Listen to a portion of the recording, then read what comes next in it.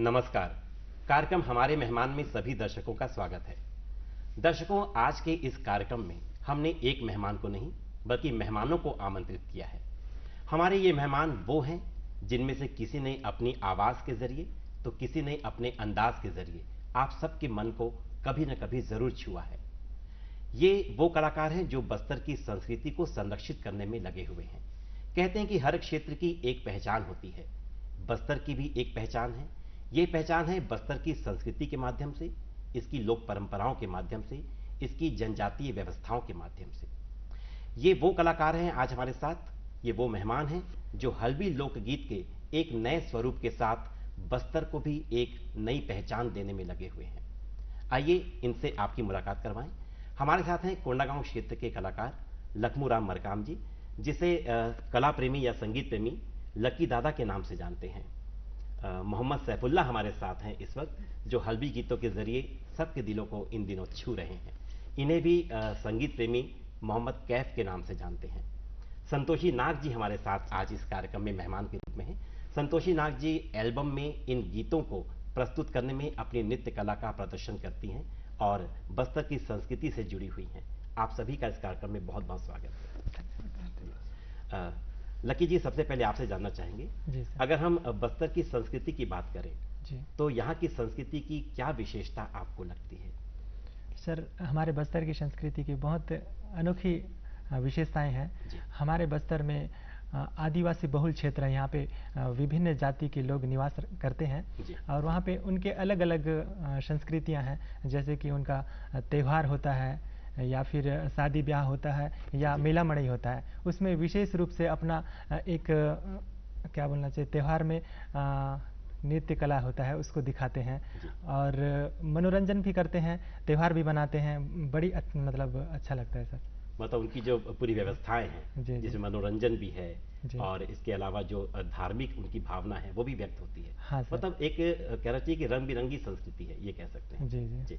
आपसे जानना चाहेंगे मोहम्मद सैफुल्लाह जी सर। कि बस्तर की अगर हम बात करें तो इसको परिभाषित करने के लिए किन शब्दों का प्रयोग करेंगे, कैसे परिभाषित करेंगे बस्तर को? सर, बस्तर को अगर देखा जाए तो सर बहुत ही खूबसूरत परिवेश है सर। यहाँ पे बहुत ही अच्छा वातावरण है, जी। बहुत ही अच्छे लोग हैं, बहुत सरल स्वभाव के लोग हैं, एक दूसरे से मिलके रहने वाले लोग हैं। जी। तो जिस तरह कश्मीर को जन्नत कहा जाता है, जी। तो मेरे नज़रिए में तो बस्तर भी जन्नत से कम नहीं है सर। क्या बात है। तो बस्तर अगर जन्नत है तो इस जन्नत की वो कौन सी खूबी है जो संतोषी जी आपको लगता है कि मन को छू जाती है? सर, यहाँ की खूबी तो शब्दों में बयान नहीं हो सकती। पहली बात, जी। यहाँ पर आप जैसे लोगों से मिलेंगे, उनका नेचर इतना सामान्य होता है, उनका वेशभूषा इतना सामान्य होता है कि आप अपनी ओर से खुद उनकी ओर आकर्षित हो जाएंगे। मतलब उनका स्वभाव इतना वास्तविक, इतना सुंदर नरम होता है, तो जिसके वजह से हम लोग जैसा शूट भी करते हैं तो गांव एरिया में ही जाते हैं, क्योंकि हमको जी हाँ। वहाँ का जो वातावरण है, वहाँ का जो प्रकृति सुंदरता है, वो हमें देखने को मिलता है। जी। मतलब उनका व्यवहार, जी। उनका स्वभाव और साथ ही प्रकृति के साथ उनका जो मेल है, जी जी। ये सारी खूबियां हैं बस्तर की। जी सर। अच्छा, इन सारी खूबियों में लोकगीत रचे बसे हैं। जी तो लकी जी, आपसे जानना चाहेंगे कि बस्तर के लोकगीतों का संरक्षण, जी। आप लोग भी इस काम में लगे हुए हैं, हाँ सर। कितना जरूरी लगता है आपको?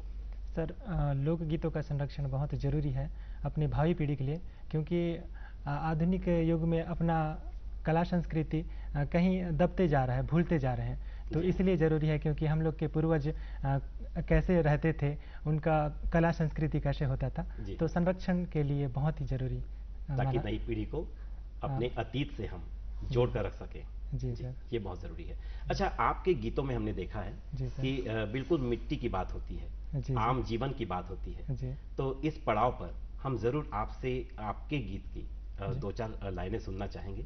हाँ। हम चाहेंगे हमारे दर्शकों को आप ज़रूर सुनाएं कि जी किस सर। तरह से आपके गीत जो हैं जी। वो बस्तर से जुड़े हुए हैं। हाँ सर, एक बस्तर चो बेटा करके गीत है, जी हाँ। और रिसेंटली मतलब महीना भर पहले रिलीज़ हुआ है, जी। तो उसको मैं गाना चाहूँगा। जी। कुकड़ा बासी उठ तो बिता मैं कमिया लेका, खांदे झूड़ा हाथे झूठी कोकटा नागर ढेटा। कुकड़ा बासी उठ तो बिता मैं कमिया लेका, खांदे झुडा हाते झुटी कोकटा नागर ढेटा रान ख मन भूलतो बिता रान ख मन भूलतो बिता मुंडे मारून पेटा हाय मके जाना रे मके बुझा रे मैं कमियां बस्तर चो लेका मके जाना रे मैं कमियां बस्तर चो बेटा मके जाना रे मैं कमियां बस्तर चो लेका। बहुत बहुत सुंदर, धन्यवाद। बहुत मधुर, बहुत मिठास इसमें, और बिल्कुल कहना चाहिए कि बस्तर की मिट्टी की जो महक है वो इस गीत में रची बसी है, लेकिन एक नया स्वरूप भी है। हाँ, और बहुत लोकप्रिय आपका ये गीत जो है लकी जी वो हुआ है। जी सर, बहुत अच्छा लगा। सैफुल्लाह जी, आपसे अब जानना चाहेंगे जी। जब हम बात करते हैं मिट्टी की महक की, तो आप क्या कोशिश करते हैं कि आपके गीतों में बस्तर जो है वो झलके, इसके लिए क्या करते हैं आप ये बताइए। सर बस्तर में जिस तरीके से पारंपरिक गीत भी चलते हैं और जी हाँ। लोग पारंपरिक गीत भी सुनना पसंद करते हैं, उसी तरह लोग आजकल थोड़ा मॉडर्न भी होते जा रहे हैं, तो लोगों को है ना उस चीज़ में भी काफ़ी इंटरेस्ट है कि वो मॉडर्न भी गाना सुनना चाहते हैं।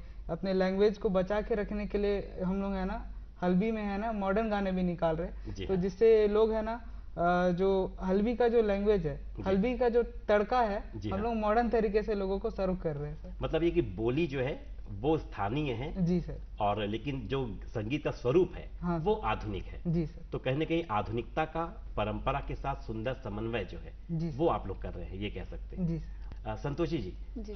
कैसे शुरू हुआ आपका सफर, बताइए किस तरह से आप जुड़ी इस मतलब विभिन्न प्रकार के जो एल्बम आप करती हैं जी। कि जिसमें ये जो गीत हैं जो बहुत लोकप्रिय होते हैं बस्तर के, जी। तो इनको जब आप अपने नृत्य के माध्यम से प्रस्तुत करती हैं, ये शुरुआत कब और कैसे हुई? सर मैं 2013 या 14 से स्टार्ट की थी। जी हाँ। अपना जो करियर है उस टाइम मैं इस फील्ड में डांस को लेके की थी, जी। लेकिन उसके बीच काफ़ी गैप होने की वजह से मैं इस फील्ड को छोड़ चुकी थी। अच्छा। लेकिन अभी कुछ टाइम पहले मैं जो है शॉर्ट मूवी जो कॉमेडी के ऊपर होते हैं, जी हाँ। उस पर वर्क करी थी। और अभी मैं रिसेंटली फुल्का फुल्का गाल में बैकग्राउंड डांसर का रोल अदा की थी। जी तो हाँ। उसमें जो है मुझे मेरे डायरेक्टर सर जो अभी है उन्होंने मुझे परखा अपनी नज़रों से बोल सकते हैं, और उन्होंने सुनहरा मौका दिया मुझे वापस से इस फील्ड में आगे आने के लिए। जी। और उनके वजह से आज मैं इस फील्ड में काफ़ी आगे आ चुकी हूँ। मतलब अभी ज़्यादा एल्बम तो मैंने नहीं किए हैं, लेकिन फिर भी बैक टू बैक मेरे तीसरे एल्बम होने वाले हैं, तो इस बात की मुझे बहुत खुशी है। तो इसमें आप लीड रोल में हैं या इसमें भी बैक डांसर? जी, लीड रोल में। लीड रोल में। जी। मतलब बैक डांसर से लीड रोल तक का ये सफर जो है जी। ये विभिन्न प्रकार के पड़ावों से होकर गुजरा, ये कह सकते हैं। जी सर। तो ये बहुत अच्छी बात है कि आपने अपनी मेहनत से ये मुकाम पाया है। जी सर। लकी जी, आपसे जानना चाहेंगे जी सर। कि अगर आपकी हम संगीत यात्रा की बात अगर जानना चाहें कि इसकी शुरुआत कब और कहाँ से हुई, कैसे शौक हुआ आपको बस्तर के हल्बी गीतों का? सर बचपन से ही शौक था। जी। बचपन मतलब पढ़ाई करते करते सिंगिंग भी करता था, मतलब सुनता था, बहुत अच्छा सुनता था। उसके बाद मेरे को 8th क्लास में गाने का मौका मिला था। जी हाँ। लेकिन कुछ कारणवश वो प्रोग्राम नहीं हो पाया। तो तैयारी हो चुकी थी? सर तैयारी हो चुकी थी सर। अच्छा। तो नहीं हो पाया। उसके बाद फिर 9th 10th में स्टेज नहीं मिला, स्कूल 12th तक नहीं मिला। जी हाँ। लेकिन उस बीच में मेरा रियाज चलता था, प्रैक्टिस करता था। जी हाँ। लेकिन जब मैं कॉलेज में इंटर किया तो वहाँ मेरा पहला स्टेज मिला। वहाँ पे बहुत अच्छा लगा। डरे से हमें मेरे को पहला स्टेज मिला और वहाँ से मेरा जर्नी स्टार्ट हुआ सर। उसके बाद बैक टू बैक गाता गया।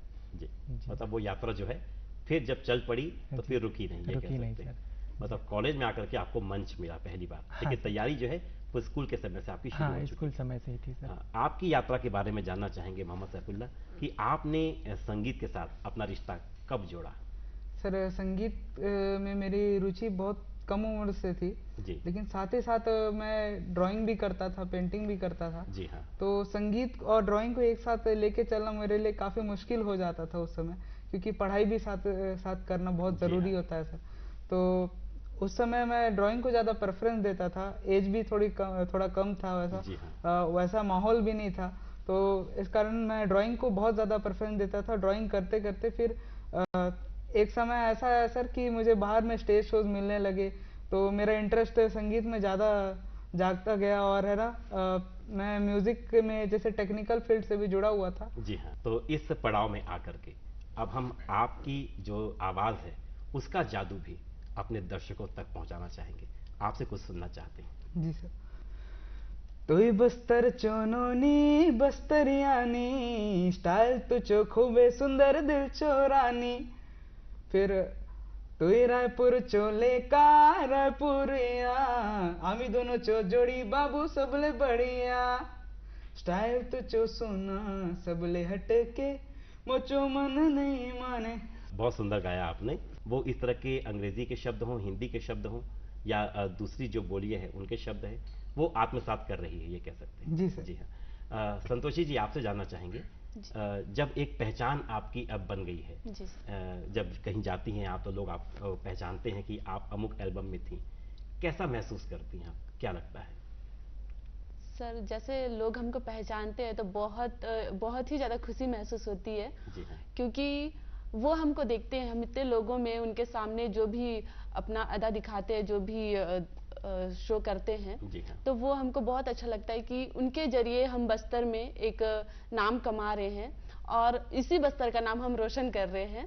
और आगे भी कोशिश यही रहेगी कि जो भी हमको काम मिलता है हम उसे अच्छे से सही लगन से करते रहें और अपने बस्तर का नाम रोशन करते रहें। बाकी अभी तो लाइफ लंबी है, अभी और काम करने हैं। मतलब मंजिल जो है वो ये तो पता है कि कहाँ तक पहुँचना है, रास्ता लंबा है अभी, जी सर, और समय भी है। जी सर। जी, मतलब मेहनत करते जाएंगे और कदम आगे बढ़ाते जाएंगे। जी जी, हम सब की शुभकामनाएं आप लोगों के साथ है।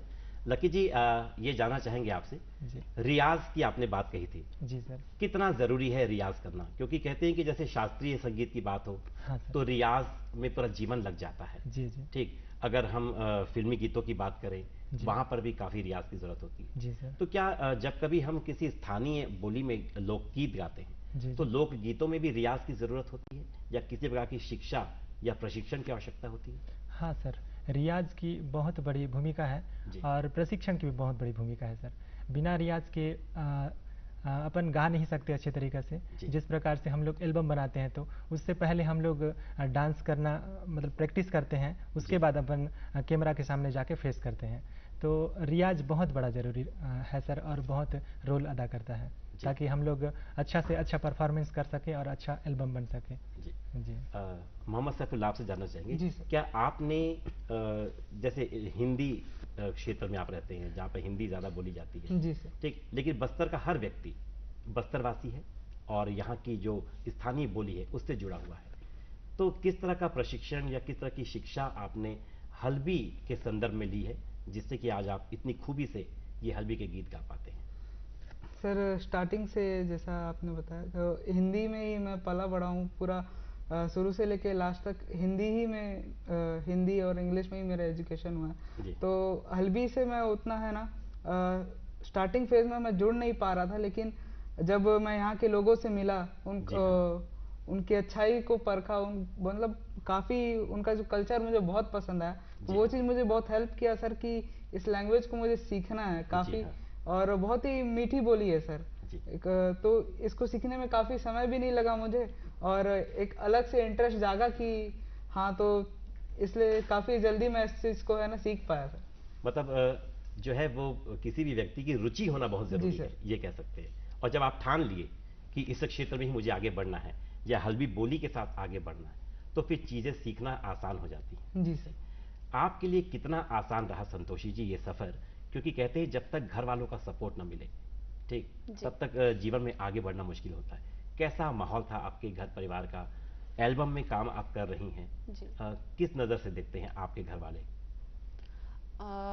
मेरी माँ जो है, मैं उनको पहले सबसे बड़ा उनको धन्यवाद कहना चाहूँगी कि क्योंकि उनके सपोर्ट की वजह से मैं आगे नहीं बढ़ पाती। सबसे पहला हक तो उन्हीं का है, मेरे एल्बम में जितना भी मेरे को मिलता है उनका आशीर्वाद है और उनका सपोर्ट हमेशा से रहा है। वो मुझे कभी भी मना नहीं किए किसी चीज़ के लिए और उनके वजह से मुझे जो भी काम मिलता है मैं वो 100% देने की कोशिश करती हूँ। बाकी घर में ऐसा कभी माहौल नहीं बना कि कोई मुझे मना करे, क्योंकि अभी तक जो भी एल्बम की हूँ मैं, उसमें कुछ भी ऐसा सीन नहीं रहा है कि जो लोगों को बुरा लगे। और ऐसा होता है कि सिर्फ घर में ही नहीं, मेरे मोहल्ले में, मेरे गलियों में भी लोग मुझे बहुत सपोर्ट करते हैं। मतलब उनको इंतजार रहता है कि दीदी आपका नेक्स्ट एल्बम कब आएगा। तो वो चीज़ मुझे बहुत सपोर्ट करता है। पॉजिटिविटी जो मेरे अंदर लाता है, ये सब एक फैमिली की तरह काम करता है। तो वो चीज़ कहीं ना कहीं मेरे लिए पॉजिटिविटी का काम करता है और इस चीज़ से मैं बहुत खुश हूँ। लकी जी, आपके घर के माहौल के बारे में जानना चाहेंगे। देखिए, कई बार क्या होता है, अगर घर में संगीत का माहौल है तो बच्चे की रुचि अपने आप उस क्षेत्र में हो जाती है। हाँ सर। क्या घर में आपके अलावा भी जी। और कोई है जो इस क्षेत्र से जुड़ा है? नहीं सर, इस क्षेत्र संगीत क्षेत्र से कोई नहीं जुड़ा है। मैं पहला व्यक्ति हूँ अपने परिवार से जो संगीत क्षेत्र में रुचि रखा हूँ और इस फील्ड में कदम बढ़ाया हूँ। तो घर परिवार वालों का सहयोग किस प्रकार का रहा? घर वाले का सहयोग शुरू में नहीं रहता सर, क्योंकि हम आदिवासी लोग हैं और आर्थिक स्थिति भी ठीक नहीं होती, क्योंकि हम अपन कुछ चीज़ को छोड़ के कुछ दूसरा चीज़ करना चाहेंगे तो उन लोग सोचेंगे इसमें कुछ होगा या नहीं होगा करके। तो शुरू में उन लोग का सपोर्ट नहीं था सर। धीरे धीरे काम करते गए, उसके बाद धीरे धीरे करते करते तो थोड़ा सा नाम मिला और इस फील्ड में अच्छा कर पा रहे हैं सर। जी, मतलब ये है कि कुछ वक्त लगा। हाँ सर। लेकिन आज घर वालों का सपोर्ट है आपके साथ? अभी सपोर्ट है सर। हाँ जी। मतलब ये सपोर्ट आपने कमाया है, अगर ये कहें तो गलत नहीं होगा। हाँ सर जी। अपनी मेहनत से। जी। सैफुल्लाह जी, आपके घर परिवार वालों का किस प्रकार का व्यवहार था, किस प्रकार की उनकी मतलब आपके साथ सहयोगात्मक जो है वो व्यवहार था, बताइए। सर, सबसे मेन जो है सर, मेरे घर वालों का काफ़ी सपोर्ट रहा है सर स्टार्टिंग से। जी हाँ। अगर सबसे ज़्यादा ज़रूरी तो मेरे फादर ने मुझे बहुत सपोर्ट किया है, हर एक पड़ाव में, हर एक कदम में वो मेरे साथ रहे। बल्कि आज भी मैं काम करके आ रहा हूँ, उसमें भी मेरा साथ दिए है वो। और अगर वो नहीं रहते ना सर, तो शायद ही मैं 10% भी जो अभी जो 100% जो भी किया हूँ उसका 10% भी मैं आज तक नहीं कर पाता सर। क्या बात है। मतलब ये है कि किसी न किसी की सफलता के पीछे कोई व्यक्ति परिवार का ऐसा जरूर होता है जो बिल्कुल एकदम मजबूत स्तंभ की तरह जो है खड़ा होता है। आप सबके परिवार के लोगों ने किसी न किसी पड़ाव में आकर के आपका साथ दिया है। जी, इस पड़ाव में लकी जी आपसे एक और गीत हम सुनना चाहेंगे। जी सर। जी। रेंग नाई चो चाल दखा, करिया करिया बाल दखा, रेंग नाई चो चाल दखा, करिया करिया बाल दखा, काय सुंदर पंडरी गाल आय रे, लेकिनो हाय ये बवाल आय रे, रंग रूप ये चो कमाल आय रे, लेकिनो हाय ये बवाल आय रे, रंग रूप ये चो कमाल आय रे। क्या बात है, बहुत सुंदर। और कहीं ना कहीं कह सकते हैं कि युवा पीढ़ी जो है वो इस तरह के गीतों को बहुत पसंद करती है।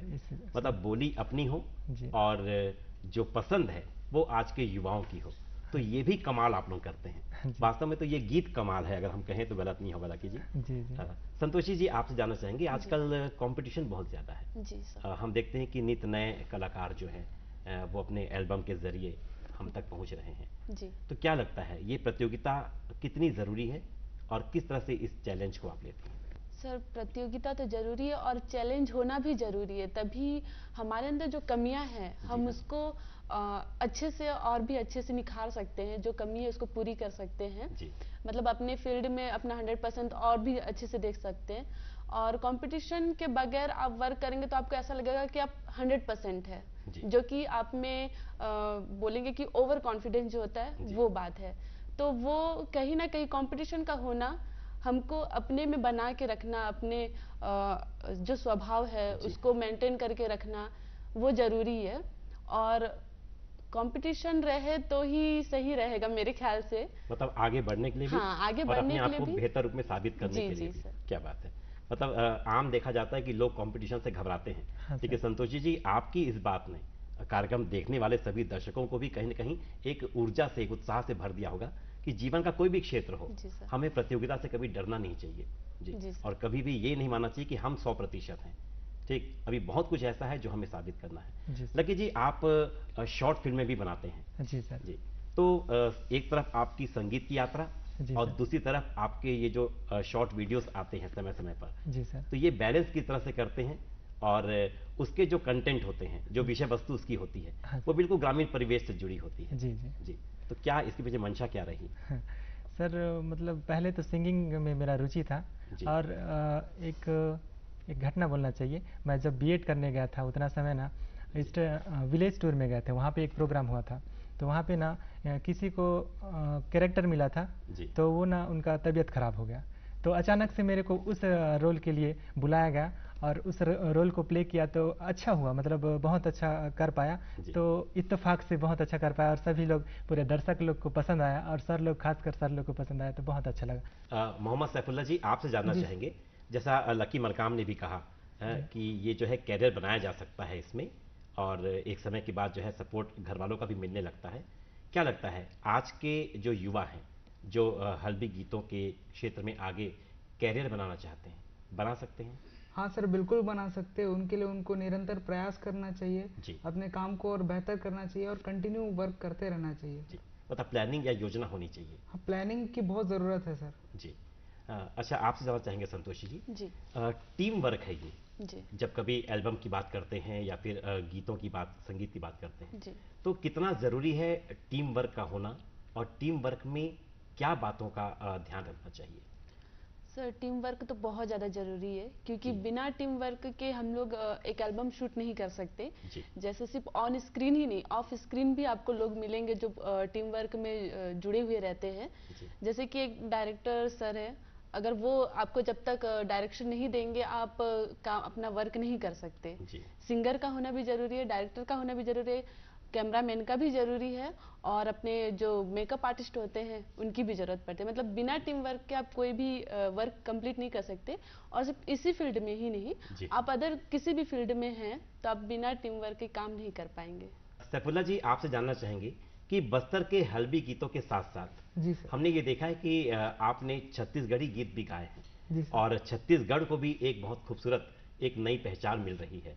हम इस पड़ाव पर ज़रूर चाहेंगे कि आप एक छत्तीसगढ़ी गीत हमारे दर्शकों को ज़रूर सुनाएं। गोरिया सुन ले तै मोर कहना, तोला लेके जाहूँ मैं मोर संगमा, पण की मैना कोयल पंछी तोला दिखाहूँ, मस्त मन लभाए मोला तोर चलनहा, तोर एहसास में मोर धड़क धड़क जाए जिया, सुनना सुनना गोरिया सुनना, सुन ले मोर बात ला, सुनना सुनना गोरिया सुनना, सुन ले मोर बात ला। बहुत सुंदर और बहुत ही मिठास भरा ये गीत। वैसे भी कहते हैं ना कि छत्तीसगढ़िया तो सबसे बढ़िया, तो छत्तीसगढ़ी की जो हर बात है वो निराली होती है। और इस कार्यक्रम के जरिए आप लोगों ने अपने मन की बात हमारे सभी दर्शकों को बताई, सुनाई। उन्होंने बहुत प्यार से, ध्यान से सुना। आपके गीत वो बहुत प्यार से सुनते हैं और उन गीतों में कहीं ना कहीं उनके अपने मन की बात होती है जो सब सुनते हैं। तो बस्तर की बात, बस्तर की बोली में जो आप लोग आज काम कर रहे हैं, इन सब के लिए दूरदर्शन परिवार आपको बहुत बहुत शुभकामनाएं देता है। और इस कार्यक्रम में आने के लिए, हमारे दर्शकों से रूबरू होकर के उन्हें अपने गीत सुनाने के लिए, अपनी आवाज़ और अपने अंदाज से उन्हें खुश करने के लिए हम आपका बहुत बहुत धन्यवाद करते हैं। धन्यवाद।